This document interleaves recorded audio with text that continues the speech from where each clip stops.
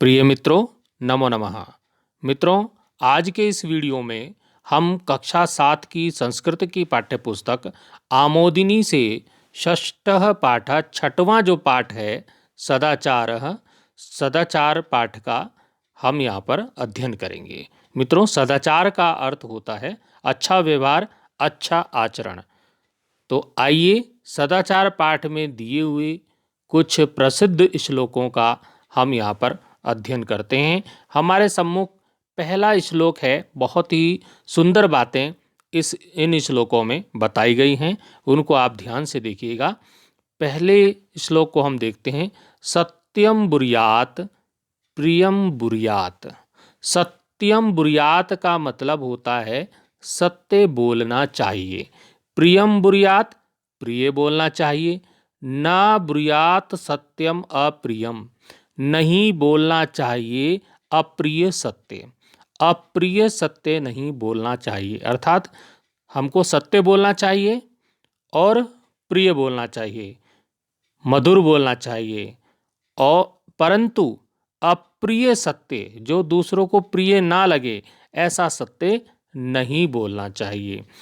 प्रियम च न अनृतम बुर्यात, और ऐसा प्रिय भी नहीं बोलना चाहिए जो असत्य हो। असत्य, प्रिय असत्य नहीं बोलना चाहिए। प्रिय असत्य नहीं बोलना चाहिए। एषः धर्मः सनातनः, यही सनातन धर्म है। मित्रों, समझ गए होंगे। दोबारा से आप एक बार से समझ लीजिए इस पूरे श्लोक का जो अर्थ है वो क्या है। सत्य बोलना चाहिए, प्रिय बोलना चाहिए, अप्रिय सत्य नहीं बोलना चाहिए और प्रिय असत्य नहीं बोलना चाहिए। यही सनातन धर्म है। दूसरे श्लोक को देखेंगे। सर्वदा व्यवहारे सयात। सर्वदा मतलब हमेशा। क्या होना चाहिए? व्यवहारे सयात, व्यवहार में होना चाहिए, हमेशा व्यवहार में होना चाहिए। अब क्या होना चाहिए व्यवहार में? हमेशा व्यवहार में होना चाहिए औदार्यम। औदार्यम होता है उदारता, सत्यता। सत्यता, हमारे व्यवहार में क्या क्या होना चाहिए? उदारता होनी चाहिए, सत्यता होनी चाहिए, तथा ऋजुता। ऋजुता बोलते हैं सरलता को, सरलता होनी चाहिए। मृदुता, मृदुता, मृदुता होता है कोमलता। तो ये समझ लीजिए कि हमारे व्यवहार में क्या क्या होना चाहिए। सर्वदा व्यवहारे सयात औदार्यम, सत्यता तथा ऋजुता, मृदुता। समझ लीजिए कि क्या क्या है कि हमारे व्यवहार में, हमेशा हमारे व्यवहार में उदारता, सत्यता, सरलता और मृदुता होनी चाहिए। चापि कौटिल्यम न कदाचना, और कौटिल्यम, कदाचन, कौटिल्यम, कौटिल्यम होता है कुटिलता, कौटिल्यम कुटिलता, ना कदाचना कभी भी नहीं होनी चाहिए, और कुटिलता कभी भी हमारे व्यवहार में नहीं होनी चाहिए। इस श्लोक का एक बार अर्थ फिर समझ लेते हैं। हमेशा हमारे व्यवहार में उदारता, सत्यता, सरलता और कोमलता होनी चाहिए, कुटिलता कभी भी नहीं होनी चाहिए। अगला श्लोक देखेंगे। श्लोक है आचारा सर्वधर्माणाम मूर्धानम अधिरोहति। अब इसका क्या मतलब हुआ? आचारः सर्वधर्माणाम, आचार, हमारा जो आचरण, हमारा व्यवहार, वो सभी धर्मों में मूर्धानम है, मस्तक, मस्तक मैंने माथा, माथे के समान, अधिरोहति मतलब ऊपर विराजमान होता है। आचरण सब धर्मों में मस्तक के समान, माथे के समान ऊपर, जैसे माथा हमारे सिर के, हमारे पूरे शरीर में ऊपर होता है, सिर पर होता है, उसी प्रकार से जो आचरण है, हमारा व्यवहार है, वो सब धर्मों में मस्तक के समान ऊपर विराजमान होता है। यथा, जिस प्रकार से, जैसे दध्न, दध्न होता है दही, समु उद्भूतम, सम उद्भूतम हो गया है कि उस ऊपर उठता है। नवनीतम मक्खन ना मज्जती, नी, नीचे ना जा करके कहाँ जाता है, वो कहाँ जाता है, ऊपर उठता है। जो मक्खन है वो ऊपर उठता है, डूबता नहीं है। ना मज्जती मतलब डूबता नहीं है, मज्जती होता है डूबना, मतलब वो नीचे नहीं जाता, ऊपर जाता है। तो क्या मतलब, क्या कहने का मतलब क्या है इस लाइन का? इस लाइन का मतलब ये है इस पंक्ति का कि जिस प्रकार से जब दही को मथते हैं तो दही को मथने पर मक्खन नीचे ना जाकर ऊपर उठता है, जो कि कीमती चीज है, जो कि अच्छी चीज है, वो ऊपर आ जाती है। तो उसी प्रकार से, किस प्रकार से, जिस प्रकार से मक्खन को दही को मथने से मक्खन ऊपर आ जाता है, नीचे नहीं जाता, डूबता नहीं है, उसी प्रकार आचरण जो है, जो हमारा व्यवहार है, वो सभी धर्मों में मस्तक के समान ऊपर विराजमान होता है। तो समझ लीजिए, हमारा आचार, हमारा व्यवहार बिल्कुल अच्छा होना चाहिए। इस श्लोक का अर्थ एक बार फिर समझ लीजिए कि आचार, हमारा व्यवहार, हमारा आचरण सब धर्मों में मस्तक के समान ऊपर विराजमान होता है। जैसे कि दही को मथने पर मक्खन नीचे नहीं जाता, नीचे नहीं डूबता, ऊपर हो जाता है, उसी प्रकार से आचरण व्यवहार, जो जिस व्यक्ति का आचरण और व्यवहार अच्छा होगा वो हमेशा ऊपर की ओर उठेगा, उसका सम्मान बढ़ेगा, कीर्ति बढ़ेगी, उसका यश बढ़ेगा। ये समझ गए होंगे। अगले श्लोक को देखेंगे। अगला श्लोक है हमारा, आचारात लभते ही आयु, आचारात लभते श्रियम। तो इसका मतलब क्या हुआ ये समझिए। आचारात लभते, आचार से लभते प्राप्त होता है, आचरण से, हमारा जो अच्छा आचरण होगा, अच्छा व्यवहार होगा, उससे हमें प्राप्त होगा ही आयु, आयु प्राप्त होगी, हमें आयु प्राप्त होगी। आचारात लभते श्रियम, और आचरण से ही श्रियम माने होता है लक्ष्मी, हमें लक्ष्मी की प्राप्ति होगी। आचरण से ही आयु की प्राप्ति होती है और आचरण से ही लक्ष्मी की प्राप्ति होती है। आचारात लभते कीर्तिम, और आचरण से, हमारे आचार से, हमारे व्यवहार से कीर्ति प्राप्त होती है। कीर्ति होता है हमारा यश, हमारा सम्मान। और आचारः परमम धनम, आचार ही परम धनम है। हमारा आचरण ही, हमारा व्यवहार ही सबसे बड़ा धन है, हमारा सबसे बड़ा धन है। इस श्लोक का अर्थ दोबारा से देख लीजिए। आचार से आयु प्राप्त होती है, आचार से लक्ष्मी प्राप्त होती है, आचार से कीर्ति यश प्राप्त होता है, और हमारे आचरण से ही सब कुछ हमें सम्मान मिलता है। आचरण ही, हमारा आचार ही परम धन है, सबसे बड़ा धन संपत्ति है।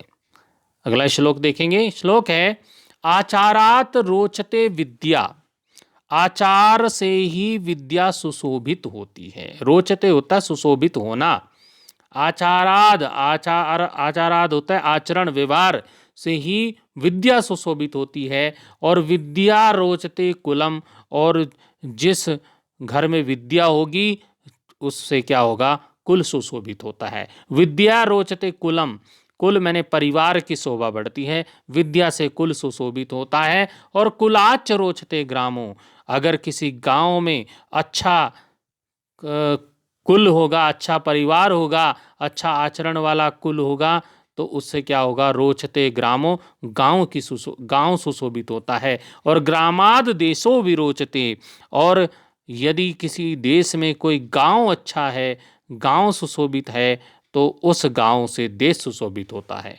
तो इसका अर्थ आप एक बार से फिर समझ लीजिएगा। आचार से, हमारे व्यवहार से विद्या सुशोभित होती है, और विद्या से कुल सुशोभित होता है, परिवार सुशोभित होता है, परिवार कुल से ग्राम सुशोभित होता है, गांव सुशोभित होता है, और गांव से देश सुशोभित होता है, सुंदर होता है। अब आता है हमारा छठवां और आखिरी श्लोक इस पाठ का।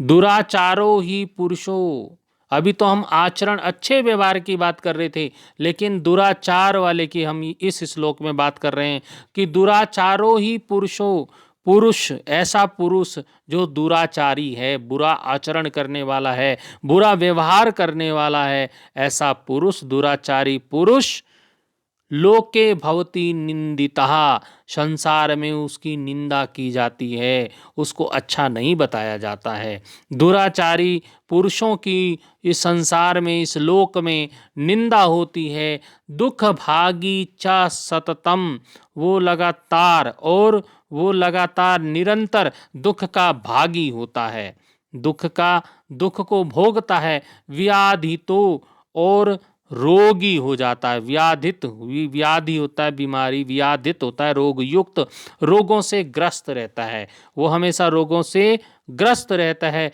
अल्पायु रेवचा, और अल्पायु वाला होता है, कम आयु वाला होता है, थोड़ी आयु वाला होता है। ये यहाँ पर बताया गया है।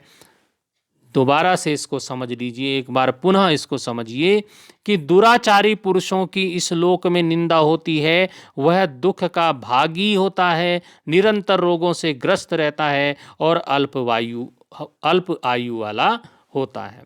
तो मित्रों, इस प्रकार हमने इन 6 श्लोकों के अर्थ को समझा। बहुत ही अच्छे श्लोक हैं, बहुत ज्ञान की बातें इसमें बताई गई हैं। कुछ कठिन शब्द आए हैं, उन कठिन शब्दों का अर्थ यहाँ पर आप देख लीजिए। आपकी पुस्तक में ये सभी शब्द अर्थ आपको मिल जाएंगे। जैसे कि आप देखिए कि ब्रुयात का मतलब होता है बोलना चाहिए, अनिरतम होता है झूठ, असत्य, सनातन, निरंतर, नित्य, स्थायी, औदार्यम उदारता मैंने बताया, ऋजुता सरलता होता है, कौटिल्यम कुटिलता होता है, कदाचन कभी भी, मूर्धानम होता है मस्तक, और दद्न होता है दही, नवनीतम होता है मक्खन, मज्जति होता है डूबता है, ही होता है निश्चित रूप से, और श्रियम होता है लक्ष्मी, कीर्तिम का अर्थ होता है यश को, रोचते सुशोभित होती है, सततम निरंतर, और व्याधित रोग युक्त, और अल्पायु होता है थोड़ी आयु वाला। तो ये थे हमारे शब्दार्थ। अब चलते हैं हम कुछ प्रश्न उत्तरों को भी देख लेते हैं। प्रश्न उत्तर, हमारे प्रश्न उत्तर, सबसे पहले हमारा पहला प्रश्न हमारे सम्मुख आता है अभ्यास प्रश्नों में। श्लोकान सस्वरम गायत, इन श्लोकों को स्वर के साथ गाइए। तो ये हमारे बच्चे विद्यालय में अपनी कक्षा में इन श्लोकों को स्वर के साथ गा सकते हैं। हमारे शिक्षक साथी इसको अपने साथियों से, अपने बच्चों से सस्वर इसको गायन विद्यालय में करवा सकते हैं। तो देखिए, इसको हम एक बार फिर पढ़ देते हैं। सत्यम ब्रूयात प्रियम ब्रूयात, न ब्रूयात सत्यम अप्रियम, प्रियम च नानिर्तम ब्रूयात, ईशा धर्म सनातन, ईशा धर्म सनातन। आप बहुत अच्छे स्वर के साथ इनको गायन करवा सकते हैं अपने विद्यालय में।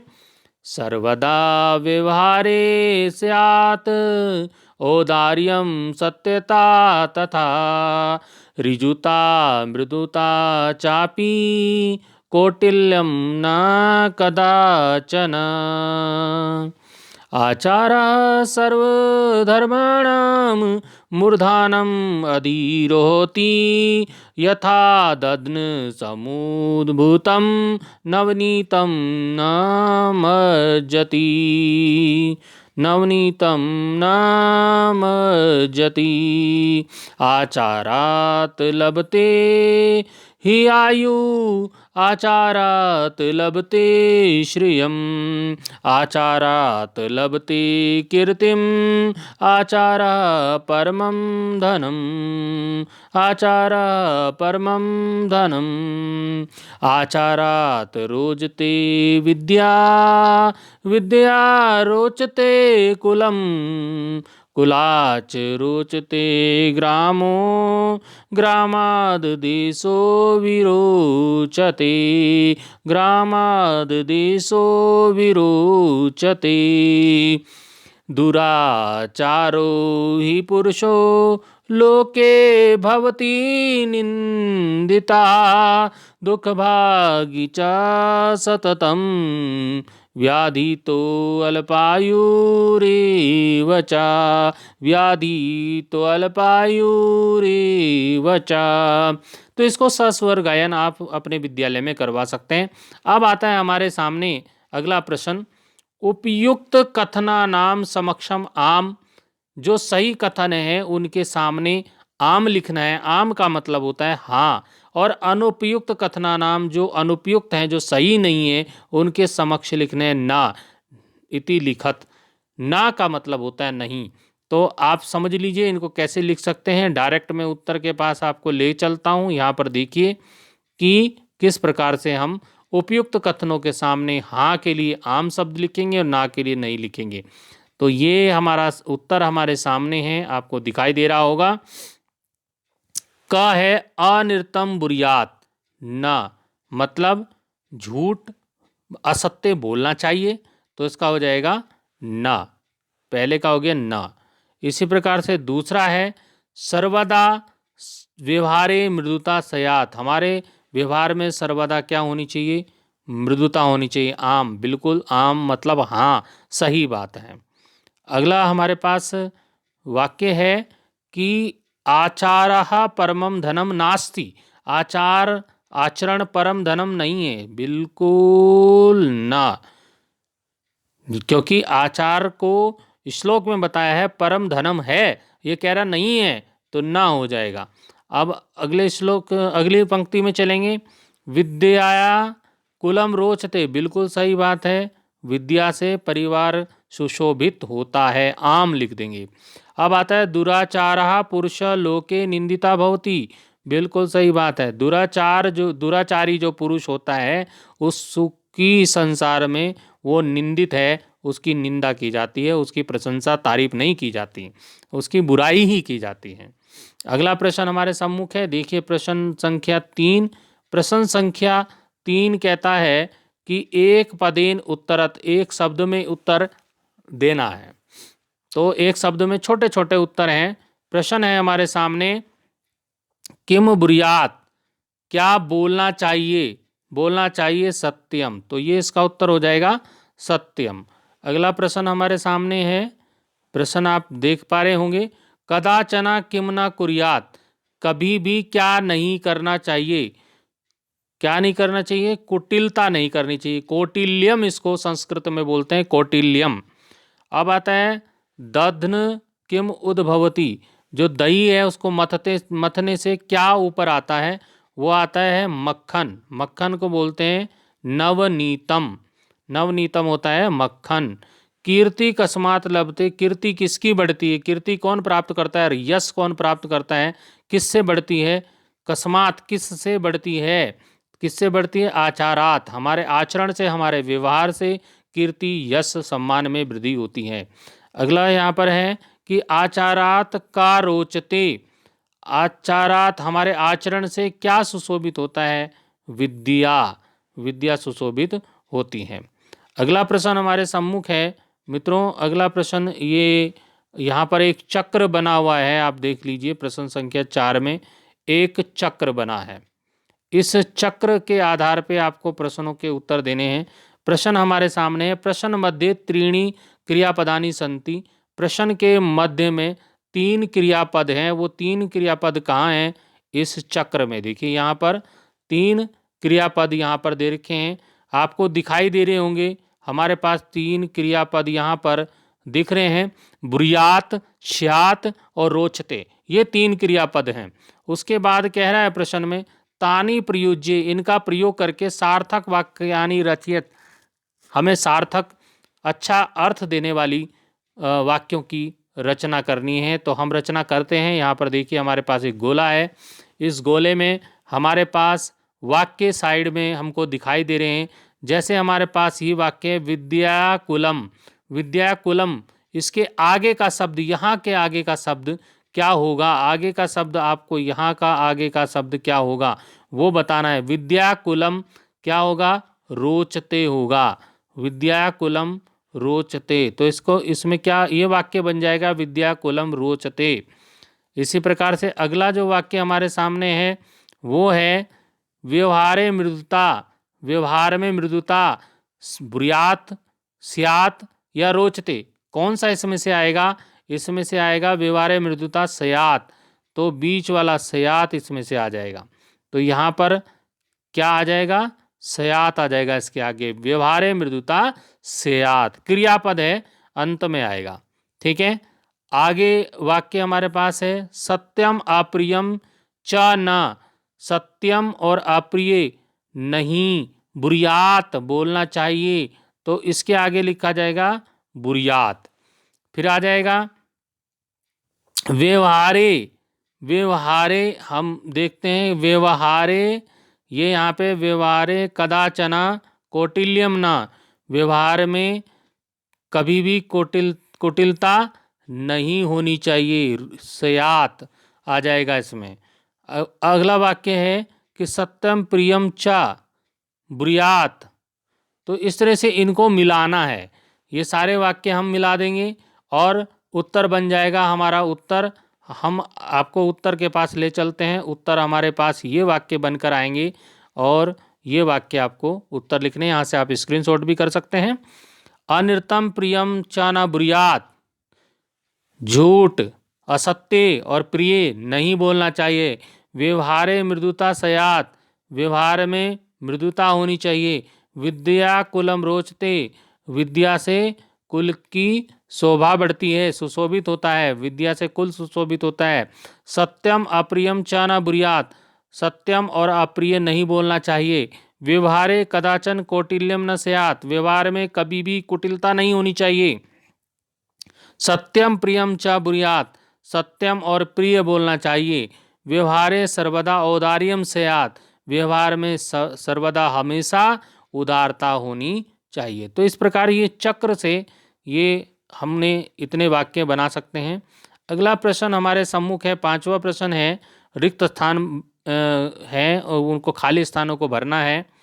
तो मंजूषात अव्यय पदानी चित्तवा रिक्त स्थानी पूर्यत, मंजूषा में दिए गए पदों को चुन करके रिक्त स्थानों की पूर्ति करनी, ये हमारी मंजूषा है।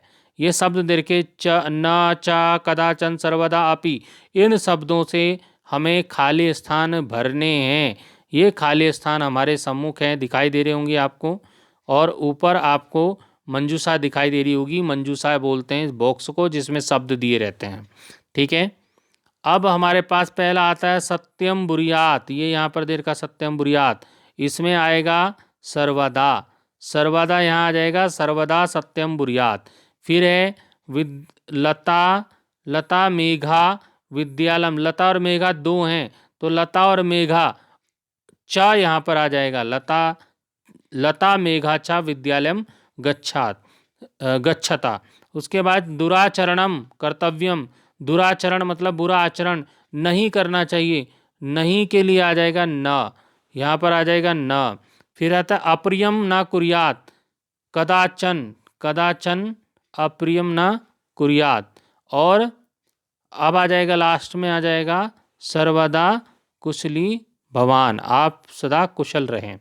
तो इस तरह से ये आ जाएंगे। हम उत्तर पे डायरेक्ट आपको ले चलते हैं। उत्तर ये है हमारे सामने, पहले वाला वाक्य हो जाएगा सर्वदा सत्यम बुरियात, सर्वदा सत्य बोलना चाहिए। दूसरा है लता मेघा च विद्यालयम गच्छता, और इससे अगला जो वाक्य है वो आपका वाक्य हो जाएगा दुराचरणम ना कर्तव्यम, दुराचरण बुरा आचरण नहीं करना चाहिए। अगला वाक्य हमारे पास है कदाचन अप्रियम न कुर्यात, कभी भी अप्रिय कार्य नहीं करना चाहिए। सर्वदा कुशली भवान, सर्वदा आप कुशल रहें। इस प्रकार से अगला हमारे पास जो प्रश्न है मित्रों, वो अंतिम प्रश्न हमारे पास सामने है। अंतिम प्रश्न देखिए क्या है, द्वितीय चतुर्थ श्लोकयो हिंदी भाषायाम अनुवाद कुरुत, द्वितीय और चतुर्थ श्लोक का हिंदी भाषा में अनुवाद करना है, दूसरे और चौथे श्लोक का। अभी मैंने आपको हिंदी अनुवाद बताया, आप उसको जो है दूसरे और चौथे श्लोक का हिंदी अनुवाद लिख सकते हैं वहाँ से। तो हम डायरेक्ट आपको दूसरे श्लोक और चौथे श्लोक का हिंदी अनुवाद यहाँ पर दिखा देते हैं, आप यहाँ से लिख लेना। ये दूसरे श्लोक का है, हमेशा व्यवहार में उदारता, सत्यता, सरलता और कोमलता होनी चाहिए, कुटिलता कभी नहीं होनी चाहिए। और चौथा श्लोक की ये वाला है, आचार से आयु प्राप्त होती है, आचार से लक्ष्मी प्राप्त होती है, आचार से कीर्ति यश प्राप्त होती है, आचार ही परम धन है। तो इस प्रकार से इन श्लोकों का आप हिंदू अनुवाद यहाँ से देख पाएंगे।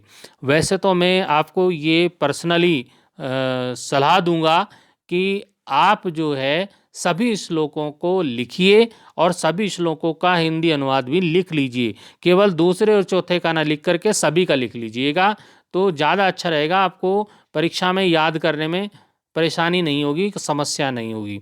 तो इस प्रकार हमारा जो कक्षा 7 की जो संस्कृत की आमोदनी पुस्तक है, जो राजकीय विद्यालयों में चलाई जाती है, उत्तराखंड के राजकीय विद्यालयों में पुस्तक SCERT द्वारा तैयार की गई है ये पुस्तक।